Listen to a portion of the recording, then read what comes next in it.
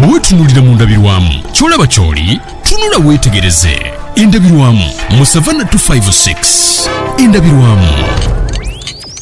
Mikwano janga Abatunzi Bengoye the Tailors.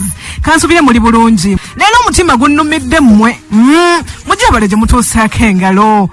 Nga muddabiriza engoye zaffe ne mutuwonya ekiswalo mubale kututungira buvwazi obwe tuyambala ne tufaanana nga abaakolamu abantu ne batulabawo naffe kwegamba ne tweyagala ne tunekanekana egye tutambulira naye endabirwamu ya Savannah 256 etataliza mwattu nammwe tebalese mabega ku mulundi guno munnange abamu ku mmwe mulina emize egitali mirungi yadde n'akamu n'akeddagala egitwevumya omulimu gwaffe guno ogw'okutunga ogusookera ddala we tuleeta engoye zaffe mulwawo okuzitunga ate ne deadline gye mutuwa tubasanga naye bayiseeko nga temutuukiriza kimweyama nga temuzitunze. Ekyokubiri bwe tubawa engoye zaffe okuzitunga oluusi tubalaga design ze twagala okututungira ne tubabuuza nobabuuza nje no munnange onaagisobola ogintungira ne mukkiriza ate munnange okutuuka ku delivery bye twageraageranya oba bye twagamba okututungira design ze twabagamba nga mwatunga byammwe birala. Ekyokusatu engoye zaffe muzipangisa n'ozipangisa ate ekisinga okunyiiza muzibuza n'okuzibuza n'enkomawo okulubuuza oba okulukubanja